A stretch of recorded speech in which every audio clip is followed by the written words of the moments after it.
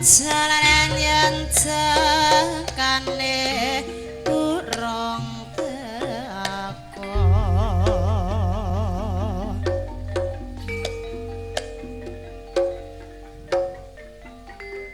dung dung ngene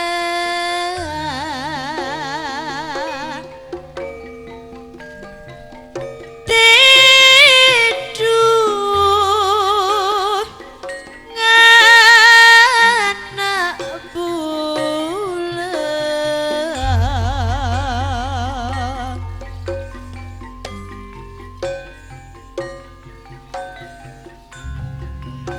Juli teduh hampot malam jek nangisan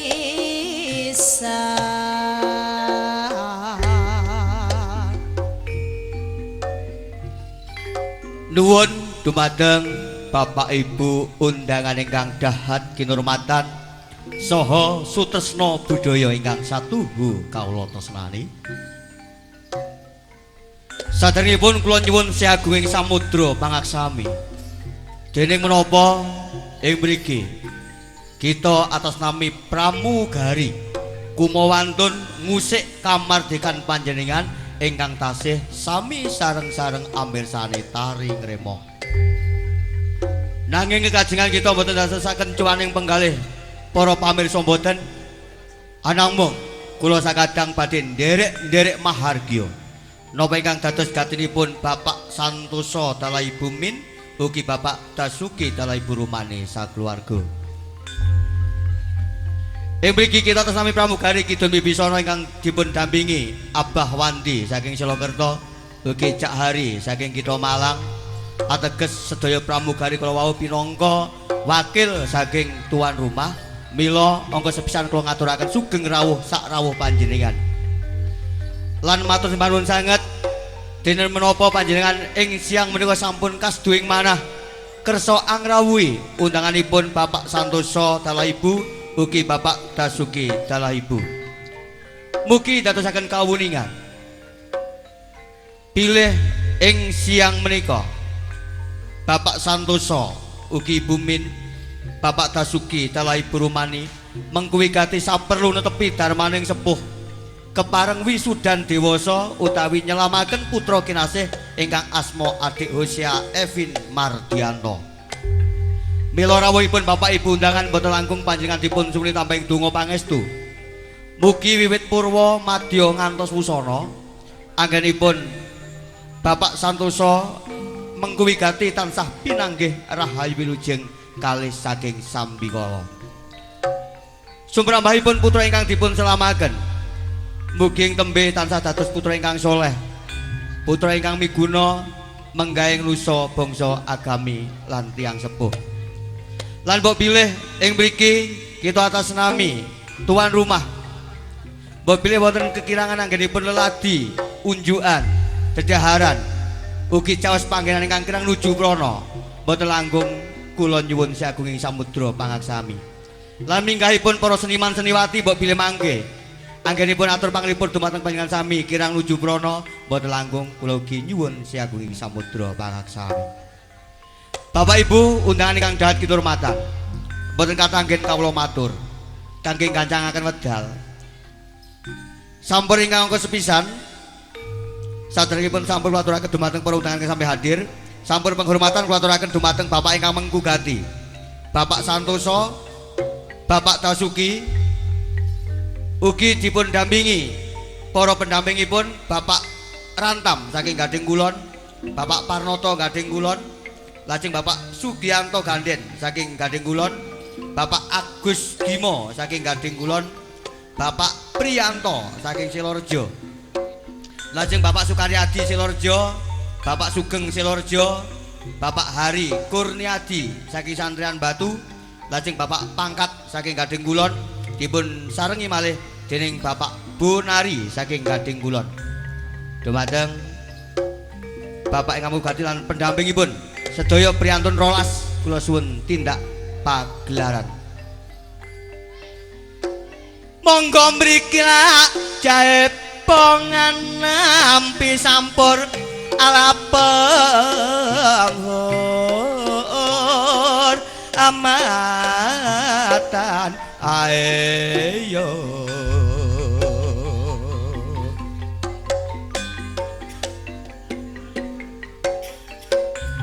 mula kita tur aja sampi ke lalen marang pituture wong tuwa biyen oh yo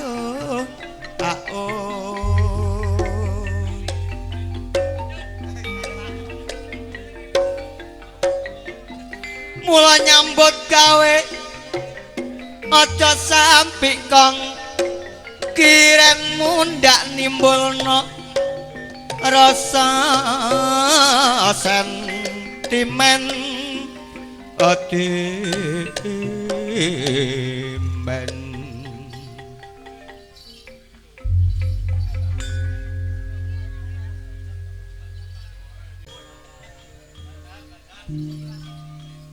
aja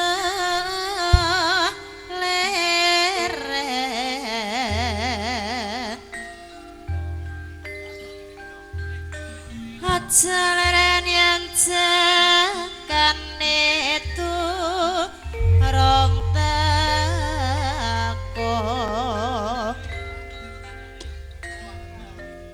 riris erto riris rata-rata wong lumaksana Rama puji kula maneman yang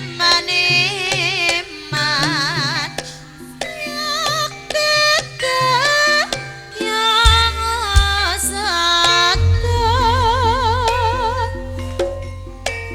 Satri Joko kanandang cerengon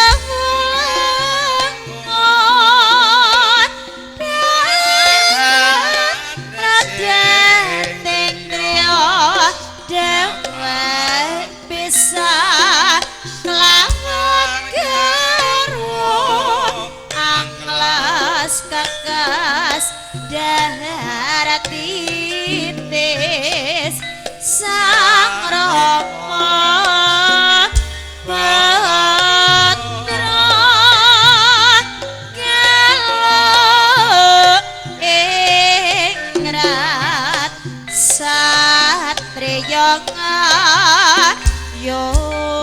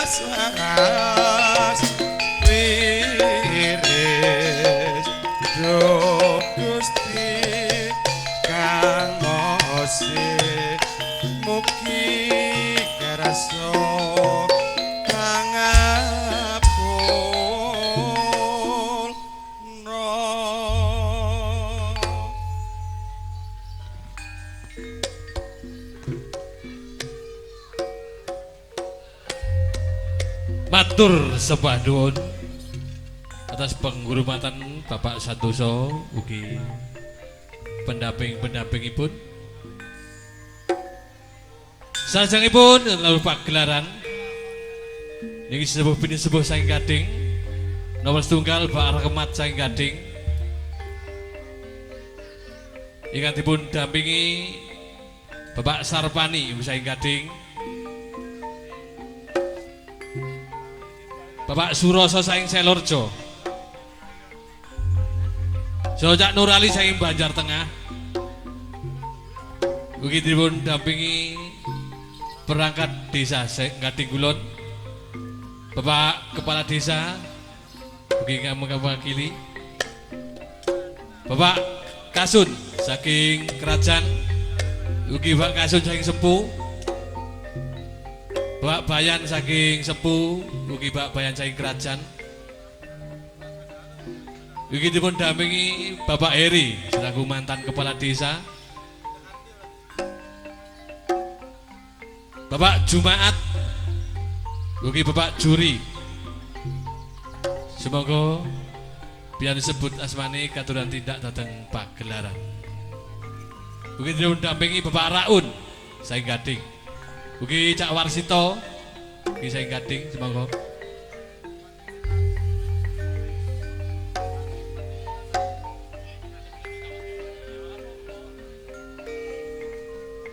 ugi dipun dampingi Bapak Paidi selaku mantan perangkat desa Gading Kulon.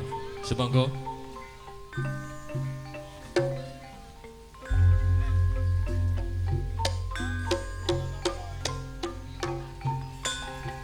mulaca gampang mak ido tumrape bangsamu kang isih bodho ayo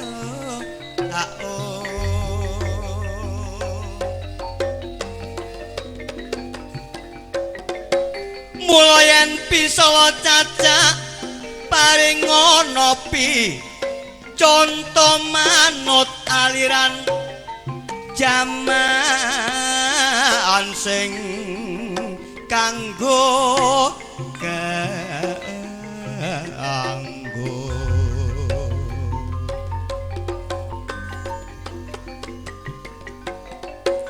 mula mlaku ngulon nang kerta sono nek balengetan nang kutha Jombang ayo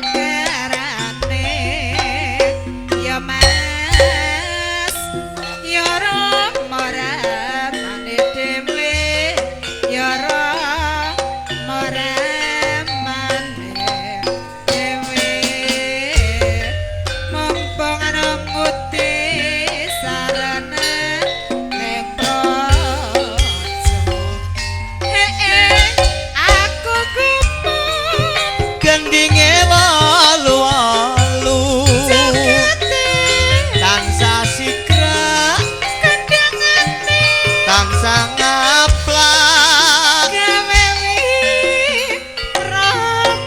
balungane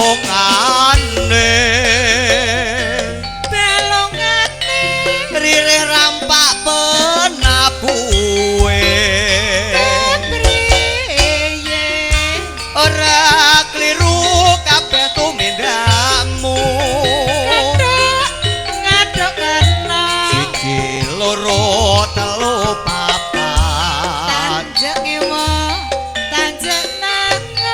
jo nganti lali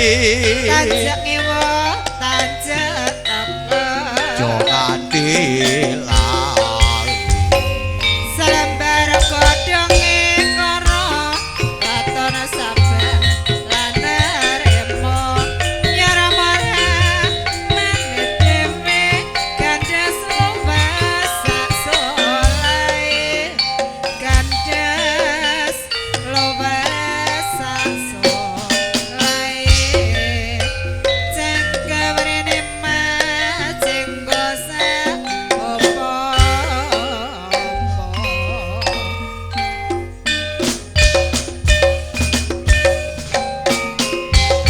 mane mane mane ma yo mas mamreso gandes luwes sak solae ya mas mamreso kasaku kang para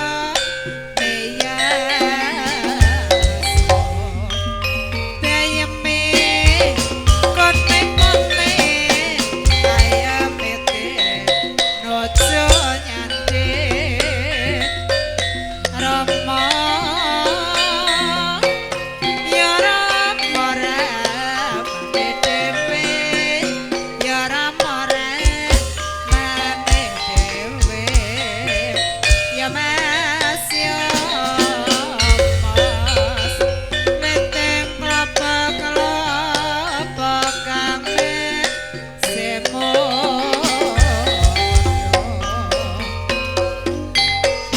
kira kae tange panjarina tondo arsa cuma doleng surya sumunar soroti amadani jagat gumebyar hebo endah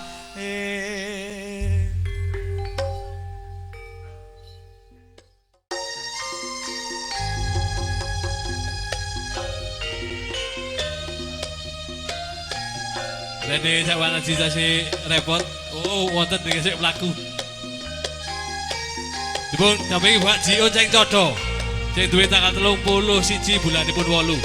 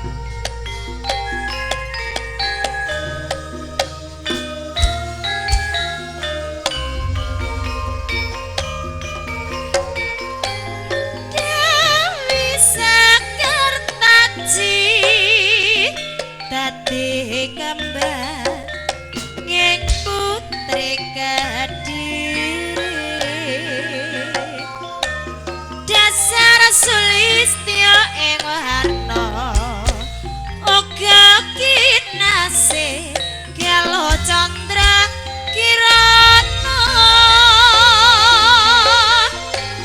Dewi Sakartaji lelewane tansah amrahanane satu setya ing garwa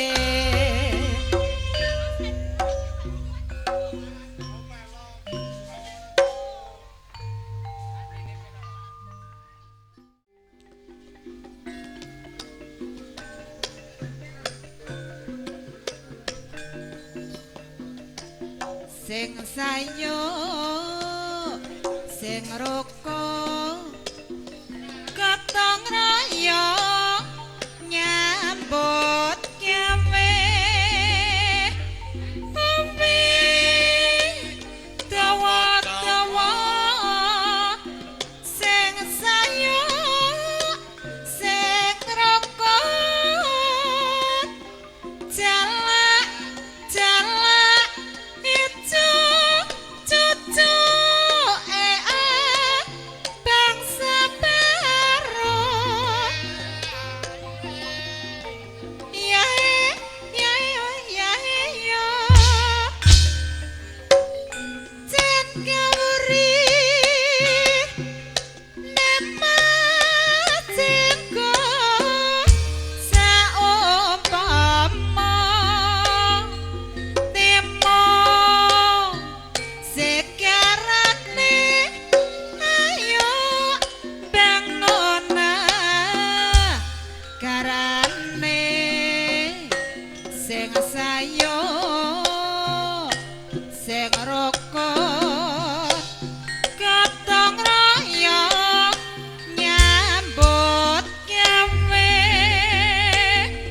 umbi dawa-dawa sing sayo sing rokok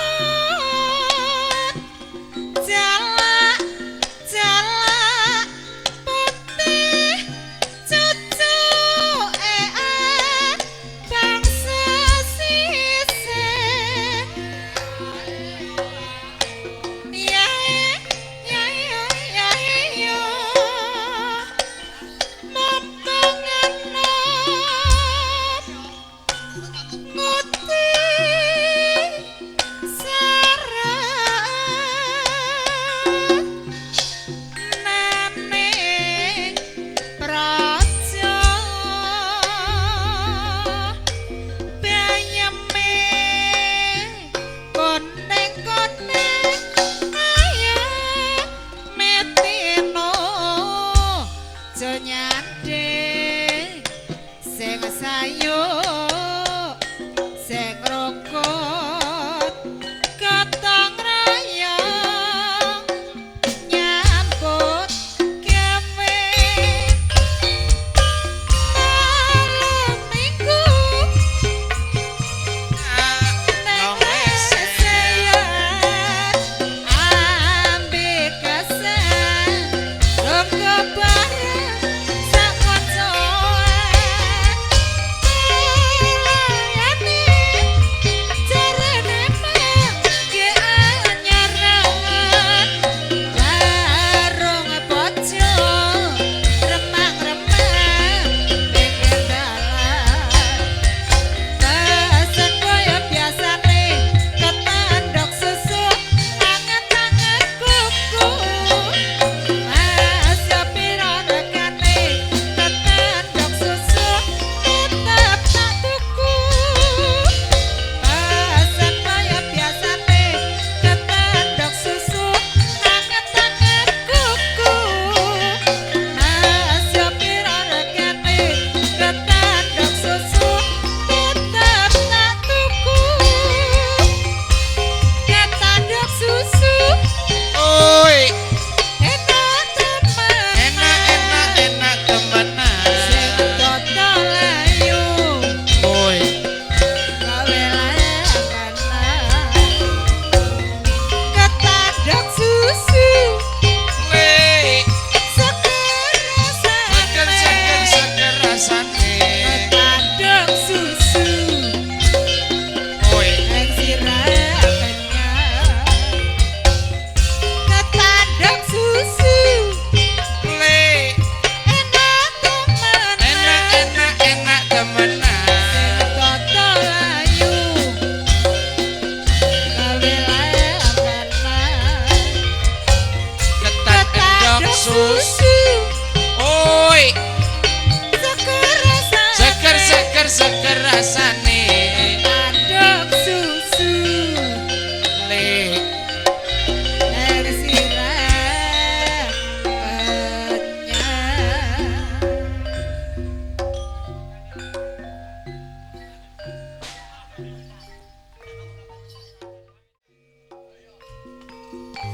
Ora apa-apa kliru apa gak kliru tanggane. Kliru dulure ora apa-apa.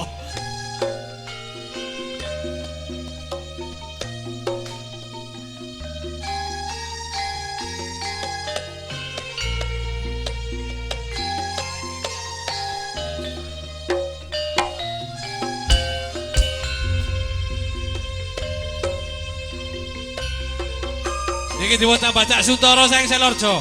Sumangga Cak Suntoro RT 9 Selorjo. Kula suwun tidak lupa kenar mengakhiri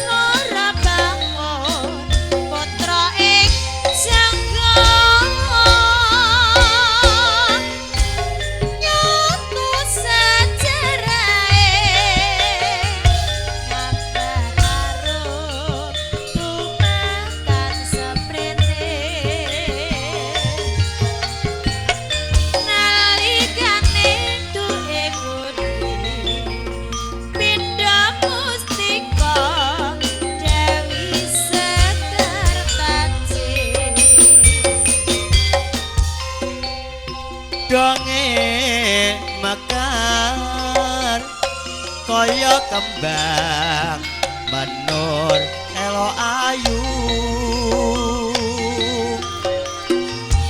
arum wangi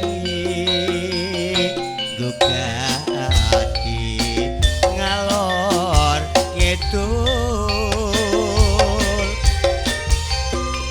aja kaget kadung akeh lancing padha ngerubung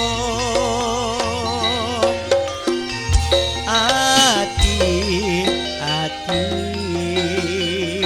riko nyawa bulan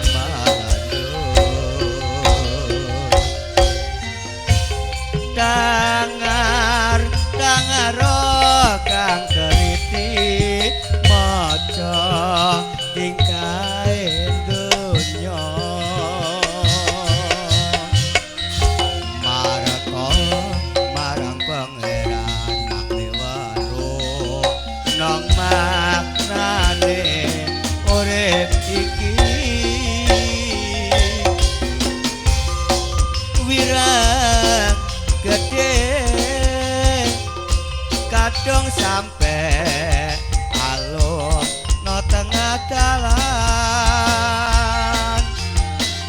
alum-alum morning bale omah tumeka garing malah saya aruh Sing manis mung kowe dhewe gotong royong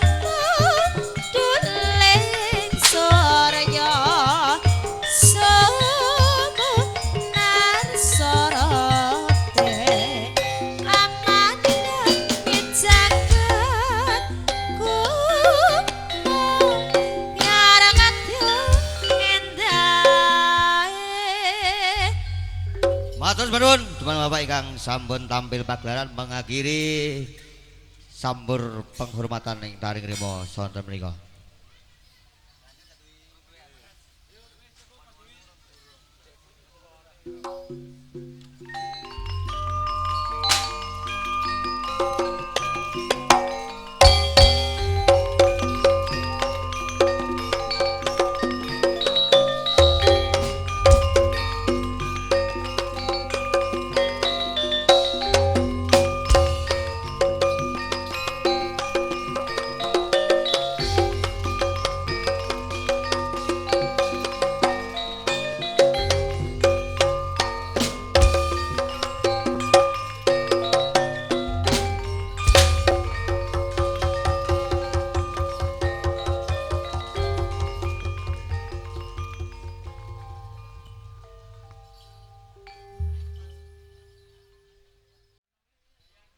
Nuwun Bapak Ibu peruntukan ingkang dahat kinurmatan.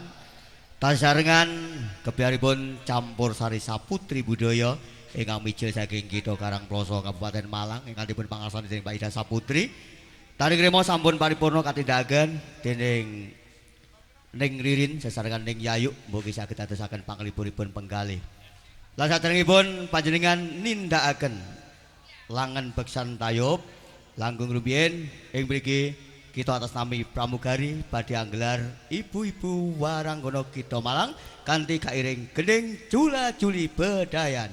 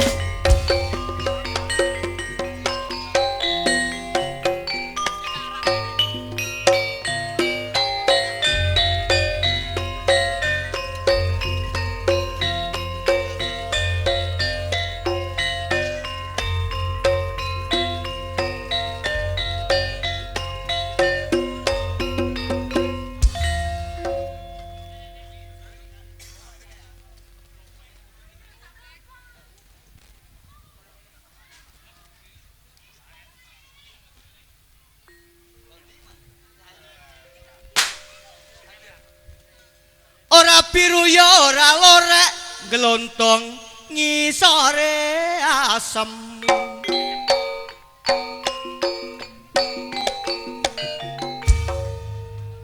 Ya ora ayu ya ora elek pokok lodong kenek kanggo tombo adem.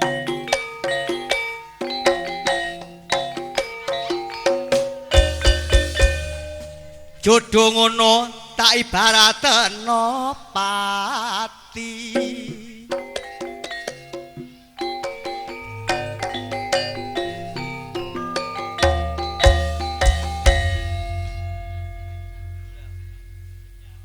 Mano perenjak kecemplung kali kanca panjak ayo jula-juli.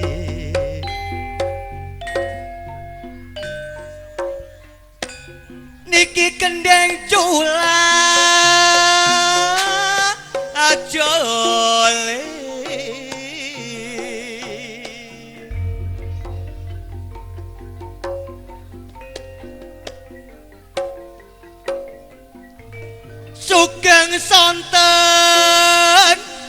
sedayane mitra katuran pinara engkang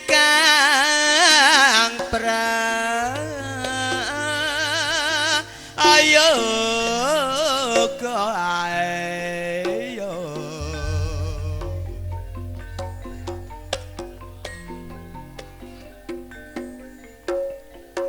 samya mirsani pagelaran kita seni campur sari saputri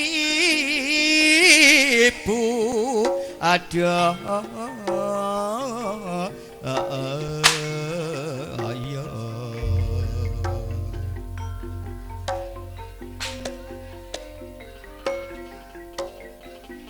Baida saputri minangka pimpinan kita micil saking kita alakarang aplasa ayo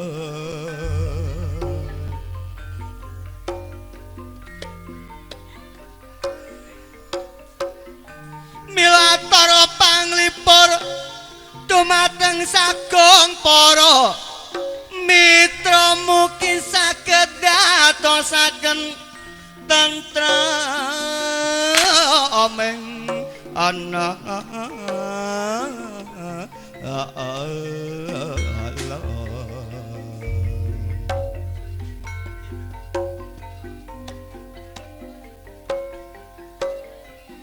namung semanten piatur kula menawi lepat nyuwun kenging pangak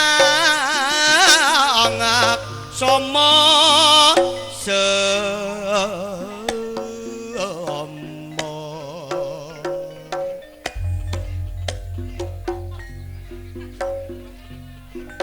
nuwun dumateng sagung undangan kakung Sumawana putri ingkang dahat kinurmatan kagem bapak ibu ingkang nembe rawuh kula ngaturaken sugeng rawuh sak rawuh panjenengan. Ing mriki kita atas nami pramugari Cak Wandi saking Silokerto ugi kula Kidul Wibisana saking ATP Kota Batu dipun dampingi Cak Hari saking Laladan Kita Malang. Ateges sedaya pramugari kala wau pinangka wakil saking tuan rumah lumingkih Bapak Santoso, Bapak Dasuki sakeluarga. Sepisan kula ngaturaken sugeng rawuh sareng panjenengan lan matur sembahun sanget atas doa restu panjenengan tumanduk gatinipun Bapak Santoso ugi Bapak Dasuki dalah Ibu Rumani sakeluarga. Mugi dadosaken kawuningan bilih dalu ing siang menika Bapak Santoso dalah Ibu Min ugi Bapak Dasuki dalah Ibu Rumani mengku wigati saperlu nepi darmaning sepuh ngitanaken putra kinasih adik usia Evin Mardianto. Mila rawuh panjenengan sami boten langkung dipun sumuni tambeng donga pangestu. Mugi adik kula ingkang dipun selamaken ing tembe dadosa putra ingkang miguna menggaing nusa bangsa agami tansah ngabekti dhateng tiyang sepuh sekalian. Lan ing mriki kita atas nami wakil saking tuan rumah, mbok bilih won kalepatan, won kekirangan. Anggenipun atur pasugatan dumateng panjenengan arupi unjukan dedaharan saha sasana panggen ingkang kirang nuju prana boten langkung kula nyuwun sih agunging samudra pangaksami.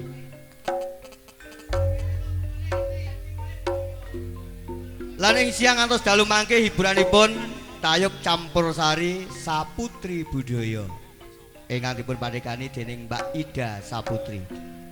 Lan kula percados sanget bilih ingkang sami rawuh ing siang menika sedaya pandemen langen beksan dados sampun kados adat saben bilih sampur penghormatan mangke dipun wiwiti saking tuan rumah lajeng para pinisepuh sesepuh Biyada Sinoman lan mangke dipun lajengaken dhateng mejanipun tamu wiwit meja setunggal ngantos paripurnaning meja. Lan mriki kita atas nami pramugari sedaya ana mung manungsa limrah mbok bilih mangke wonten kalepatan anggen kita ngaturaken sampur boten langkung kula nyuwun sagung samudra pangasami. Gandeng wedalipun sampun sonten kangge kancangaken wedal sampur penghormatan ingkang angka sepisan dipun aturaken dumateng Bapak ingkang mengkugati lan pendampingipun. Busana mandhapipun ibu-ibu dhateng Siti Pagelaran kairing gending Bung Karno ingkang badhe ngaturaken pramugari saking Silokerto Cak Wandi.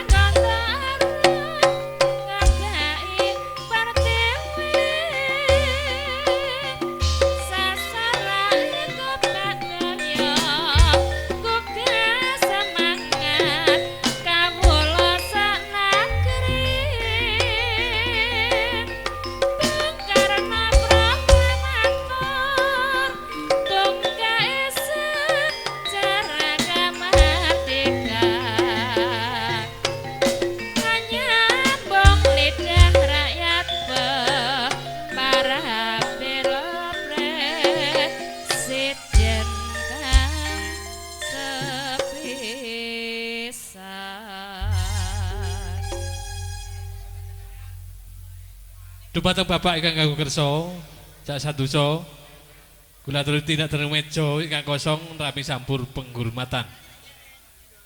Ingkang dipun dampingi sesepuhipun. Cak Bonari sing gading. Cak Bon ngriki mawon meja sing kosong, cedhake panggung. Cak Parnoto sing gading, Bapak Rahmat sing gading, Bapak Sukri sing gading. Semonggo Bapak Haji Hartono saking sepuh, Cak Pendik saking sepuh, semonggo katuran dhateng meja penghormatan. Cak Warsito, Cak Jarwo saking gading, Cak Yanadi saking gading, semonggo ndampingi sampur penghormatanipun Bapak Santosa. Bapak Dasuki, Bapak Nurali, semonggo pindah dhateng meja penghormatan.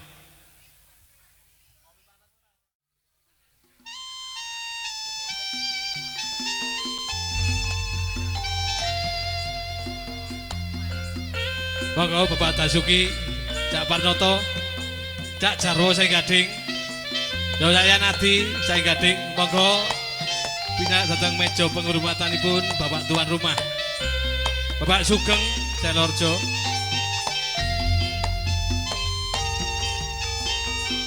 Seprene Bapak Rahmat saya gading, Rakemat saya gading. janji iki prasetyan ning ati Cak Pedik saing sempu semonggo pindarat meja penghormatan. mring sliramu do wong bagus ora eling dina lan wektu ning ati katon ora bisa ilang saya suwe saya ora karuan senadyan mung tansah anggadang aku samar yen sliramu ora kelingan Iku ras tunggal Bapak Rakemat. Semonggo. wong bagus tak anti-anti cepet ceresen moyo wae aku tresno karo kowe tekaning atimu saya gawe lara iku ora prayoga aku ora bakal mundur aku ora bakal mlayu yen durung nyanding sliramu ukurane tresno dudu kandha nanging lungite ngas Cak Suwarto Sutup semonggo pindah dhateng meja penghormatan. Cak Supriyanto Sutup saing Selorjo.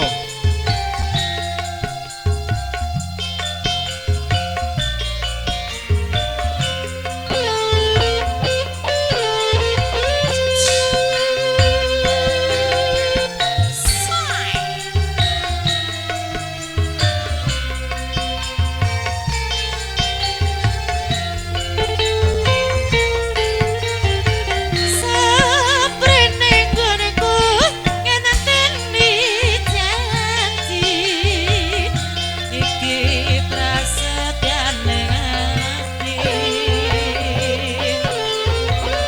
kadung tresno mring sliramu do wong bagus ora eling dina lan wektu ning ati katon ora bisa ilang saya suwe saya ora karuan senadyan mung tansah anggadang aku sama yen sliramu ora kelingan wong bagus tak anti-anti cepet ceresen moyo wae aku tresno karo kowe tekaning atimu saya gawe lara iku ora prayoga aku ora bakal mundur aku ora bakal mlayu yen durung nyanding sliramu ukurane tresno dudu bandha nanging lungiting asmara ukurane tresno dudu bandha nanging lungiting asmara sembah nuwun monggo Kang Kantuk sampur katuran minggas tinggil pagelaran Bapak Ibu Semonggo sing untuk sampur Bapak Saduso.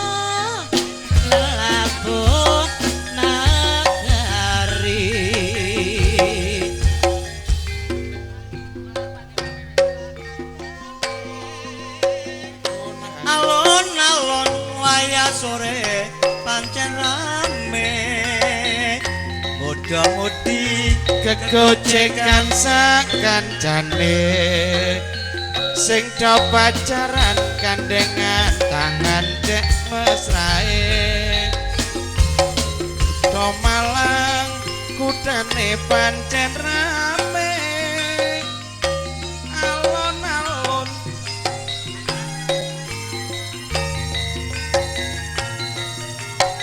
alon ngekno masjid jameke ojo lali Arjo Sari terminale tahu tempe sanan panggonane jalan Lombok terkenal soto ayame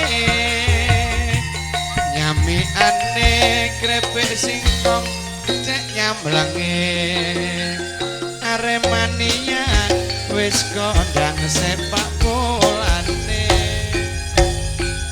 pantai wisata ora ketinggalan papan kaedi uga tempat pemandian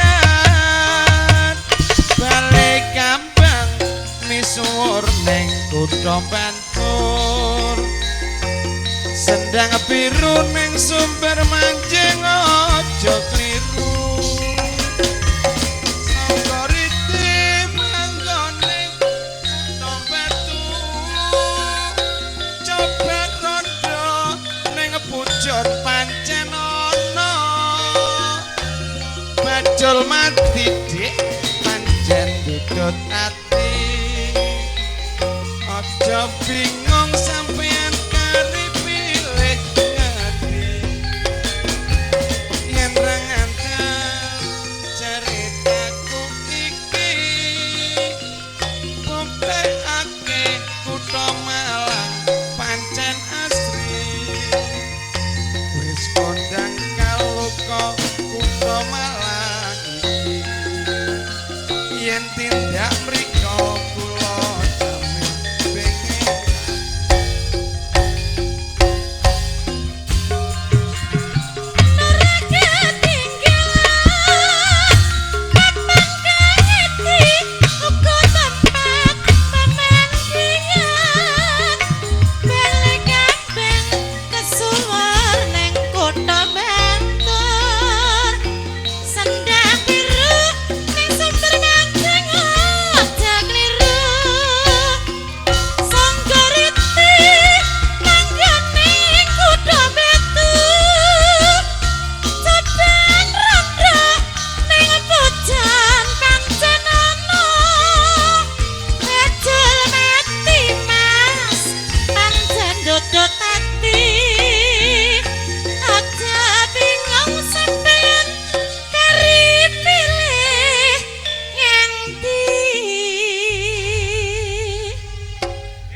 matur supanuwun dumateng tuan rumah lan pendampingipun lan para pinsepuh ingkang sampun tindak pagelaran ngerami sambur penghormatan. Paripurna tuan rumah salajengipun sampur lumampah dhateng erep meja angka setunggal ingkang ngaturaken sedaya pramugari ceko.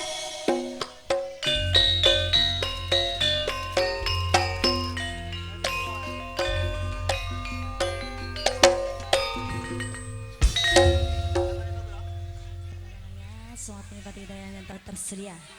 Kali bareng-bareng Sabutri Budaya dikasih satu lubang dangdut sia-sia buat anak semuanya.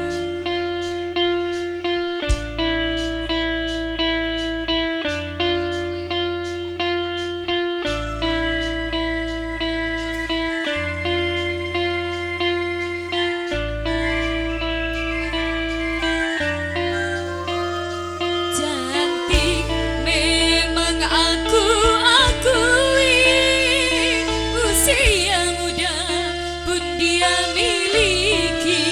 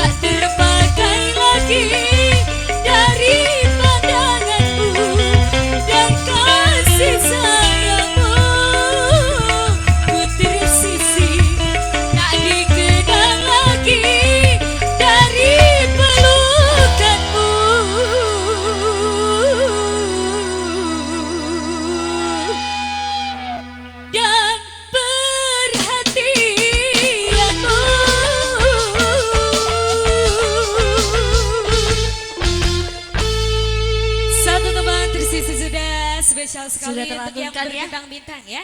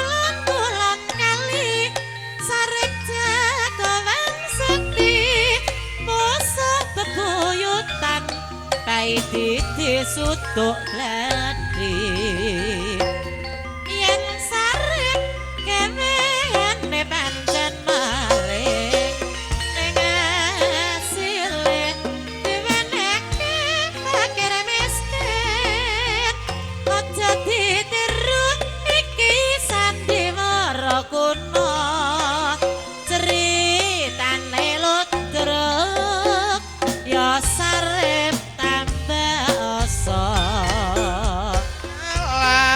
Banyuwangi aku sayang setengah mati lunga kok tuku wijen ora percaya mas aku ra wijen cangkir pecah selawe kadung naksir ana sing duwe segara warnane biru yen kowe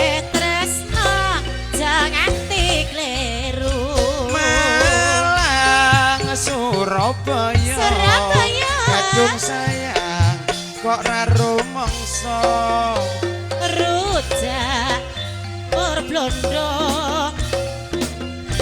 yen golek jodoh tegane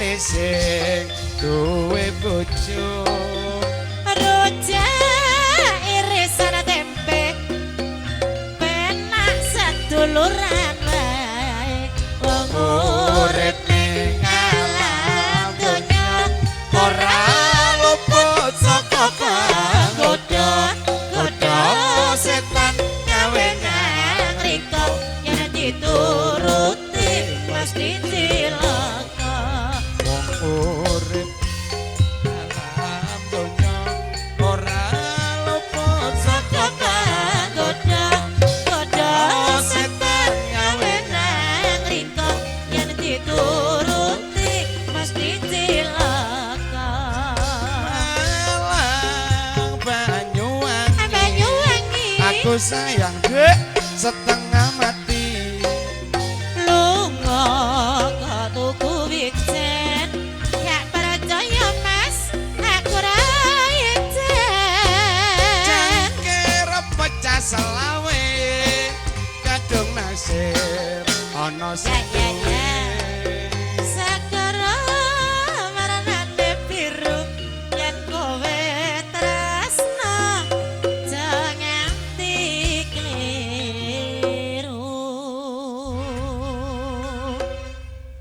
Matur nuwun dumateng arep meja kos tunggal ingkang sampun ndherekaken sampur penghormatan salajengipun ngawontenaken sampur gledak jahe bongan.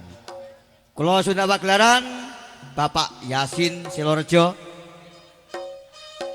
dipun sarengi Bapak Sanuji lajeng Bapak Muhammad Sumberjo Bapak Mursodo Gangsiran Bapak Yasin saking Kucur sing dipencak sak Kucur Bapak Solikin Kuwowo saking Silorejo Bapak Yahman saking Sengon Bapak Juwanto Gangsiran Bapak Mulyono Gangsiran Bapak Satroli saking Banjar Tengah priyantun ingkang kula sebatan asmanipun nampi sampur gledak jahe bongan suwe ora tau jamu godhong kara wis suwe ora tau ketemu ayo dulur padha suka-suka bebarengan saputri budaya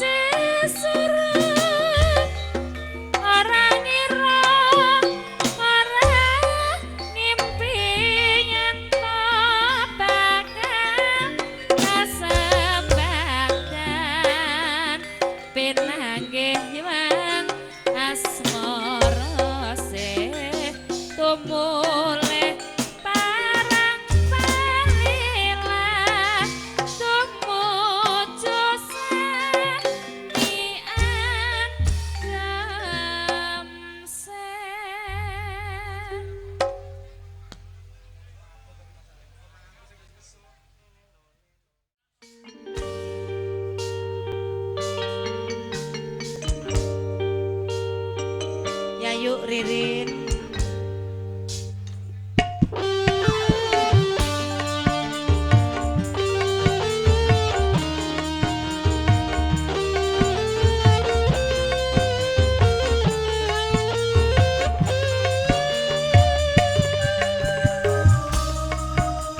Oh, penyanyinya joget. Ya deh.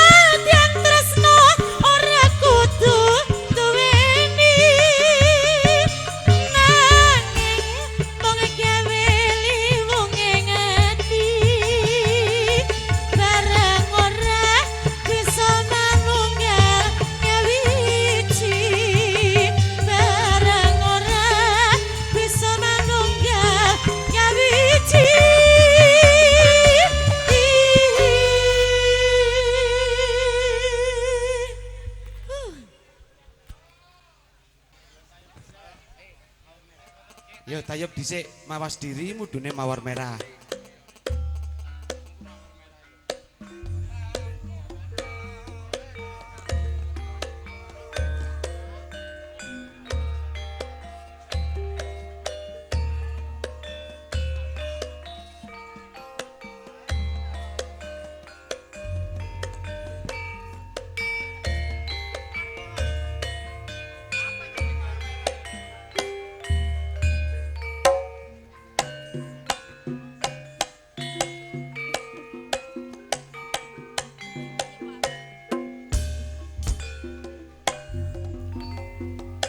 Mawas diri iku perlu kena kanggo kaca prenggala tingkah laku ne pramuda aja nganti kena guna kita wajib aku helingati bene mangsa wenti akhir dewasa kita samya kena wajib bebebrayan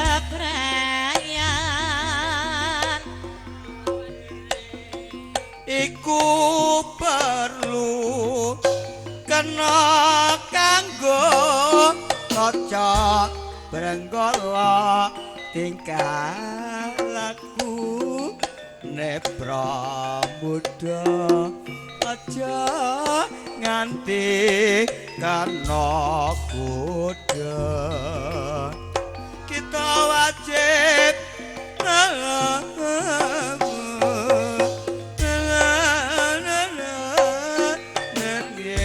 dewasa kita samya kena wajib rindi bebebrayan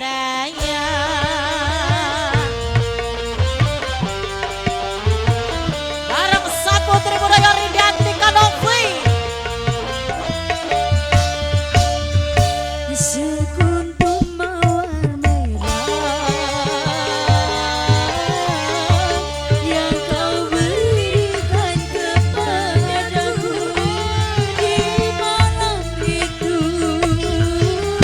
ku melihat ada namamu sampai kini ku simpan. Bunga pemberian darimu aku ingat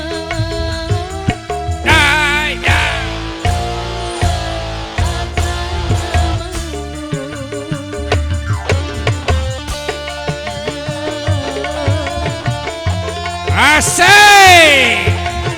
Saputri Budaya.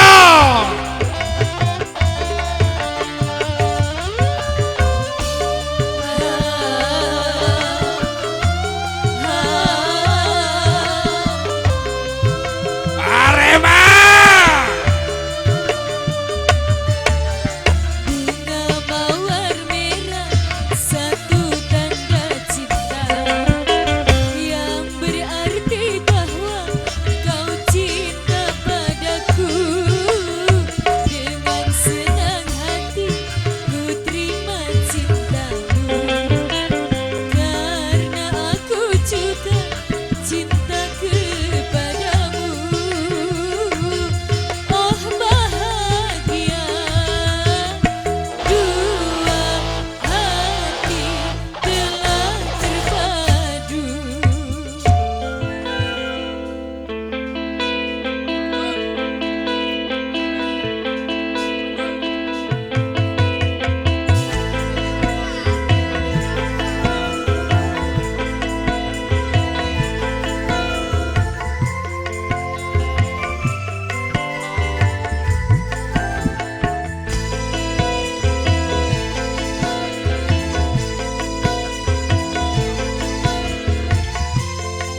Loh,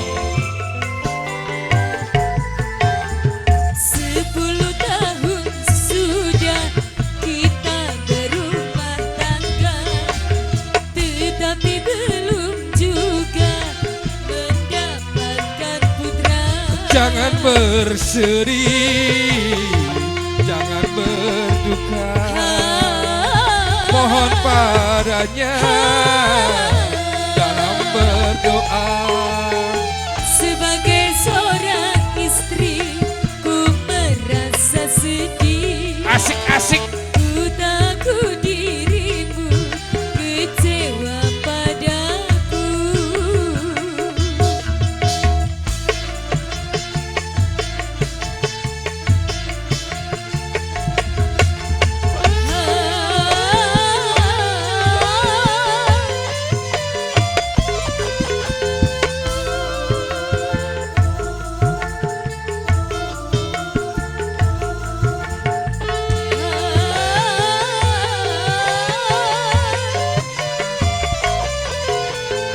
Cintaku padamu tak akan pudar, walau seumur hidupmu dalam kemandulan.